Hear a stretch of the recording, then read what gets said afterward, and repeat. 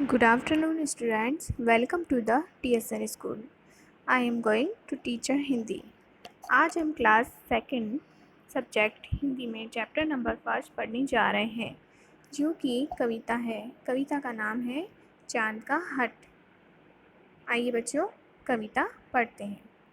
हट कर बैठा चांद एक दिन, माता से ये बोला, सिलवा दो माँ मुझे उनका मोटा एक झिंगोला। चांद अपनी अनजान माता से जिद कर बैठा है और बोलता है, माँ मुझे ऊन का एक झिंगोला यानी झबला सिलवा दो। सनसन चलती हवा रात भर जाड़े से मरता हूँ, ठिठुर ठिठुर कर किसी तरह यात्रा पूरी करता हूँ। चांद माता से बोलता है, जब आसमान में रात के समय ठंडी हवाएं चलती है तो इस कारण चांद को बहुत ठंड लगती है और ठंड से ठिठुर कर चांद अपनी सुबह होने की यात्रा पूरी करता है। आसमान का यह सफ़र और ये मौसम है जाड़े का, ना हो अगर तो ला दो कुर्ता ही कोई भाड़े का।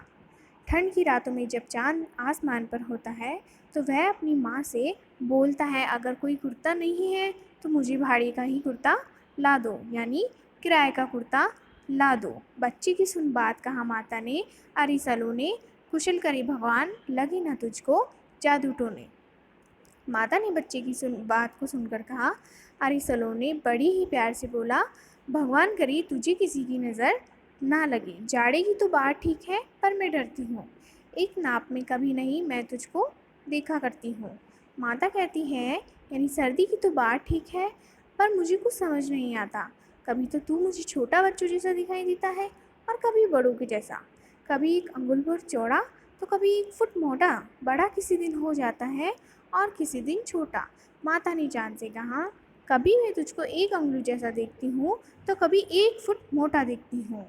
घटता बढ़ता तू रोज़ किसी दिन ऐसा भी करता है, नहीं किसी की आंखों को तू दिखलाई पड़ता है।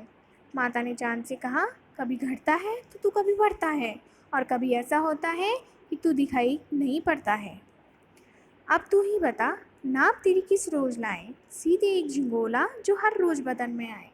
माता ने कहा, चांद तू ही बता तेरी नाप कैसे लूँ, कैसे सिलूँ तेरे लिए एक झबला जो तू हर रोज़ पहन सके।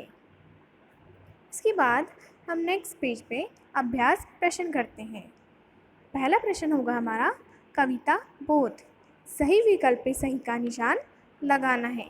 पहला है, चांद ने जिद की। चांद ने किससे जिद करी, माँ से या पिता से? तो माँ के सामने हम सही का निशान लगाएंगे।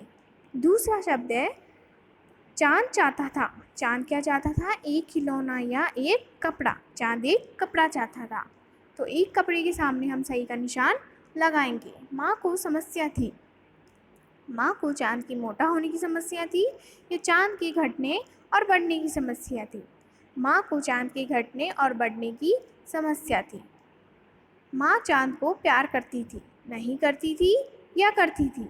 करती थी, पर हम सही का निशान लगाएंगे। दूसरा प्रश्न है हमारा, पंक्तियाँ पूर्ण कीजिए। यह पंक्तियाँ हम हमारी कविता में से देख के पूर्ण कर सकते हैं। बच्चे की सुन बात कहा माता ने, अरे सलोने कुशल करे भगवान, लगे ना तुझको जादू टोने। जाड़े की तो बात ठीक है पर मैं डरती हूँ, एक नाप में कभी नहीं तुझको देखा करती हूँ। इसके बाद तीसरा प्रश्न आता है हमारा, सत्य अथवा असत्य लिखिए। क्या सही है क्या गलत वो हमें बताना है। पहला आएगा, चांद को सर्दी के मौसम में कोई दिक्कत नहीं होती थी। ये असत्य है या सत्य है? तो चांद को सर्दी के मौसम में सर्दी लगती थी, तो ये असत्य है। दूसरा है, चांद किराए का कुर्ता लेने को भी तैयार था। चांद किराए का कुर्ता लेने को तैयार था, तो ये होगा सत्य। तीसरा है, चांद का नाप लेना कठिन था, तो ये होगा सत्य था, चांद का नाप लेना कठिन था। चौथा है हमारा, माँ चांद के लिए कुछ नहीं करना चाहती थी, तो ये होगा असत्य। माँ तो करना चाहती थी पर चांद के घटने बढ़ने के कारण माँ कुछ नहीं कर पाती थी। नेक्स्ट पेज पे चलते हैं। अब हम सुमेलित कीजिए।